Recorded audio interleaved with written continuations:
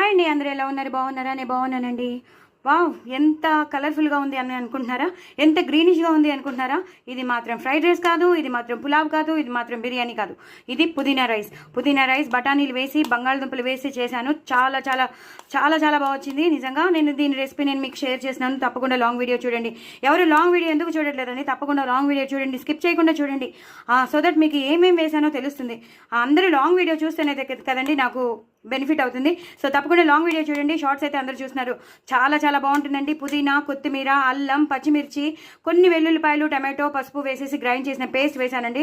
ఆ పేస్ట్తో చేసిన పుదీనా రైస్ అద్దరిపోతుంది. ఎక్కువ పుదీనా వేసుకోవాలి. నేను 2 కట్టలు పుదీనా వేసుకున్నాను. అలాగే ఎక్కువ కొత్తిమీర, ఎక్కువ పచ్చిమిరపకాయలు, ఒక మోస్తరుగా అల్లం, అలా టమాటో, ఒక పెద్ద టమాటో వేసేసి నేను గ్రైండ్ చేసేసుకున్నానండి. సో చూసారు కదా, రైతా కూడా చేసుకున్నాను. సూపర్బ్ అంటే సూపర్బ్ టేస్ట్ ఉంటుంది. రైతా మాత్రం అద్దరిపోతుంది. ఆ పేస్టే కొంచెం మిగిల్చాను. ఆ పేస్ట్ మిగిలించిందే ఇందులో వేసేసాను అనమాట. అద్దరిపోయింది. రైతా మాత్రం సూపర్బ్ ఉంటుంది.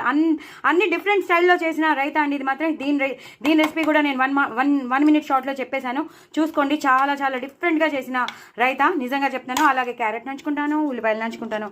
మా ఇంట్లో చిప్స్ లేవు కాబట్టి చిప్స్ ఈ మాట లేవు. సో తప్పకుండా ట్రై చేయండి. చాలా చాలా టేస్టీ అయిన రెసిపీస్.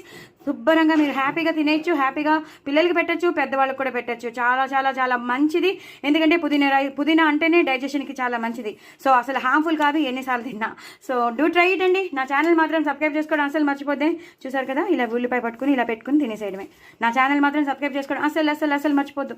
తప్పకుండా లాంగ్ వీడియో చూడండి, ఎలా చేసినా తెలిసిపోతుంది. బాయ్ అండి.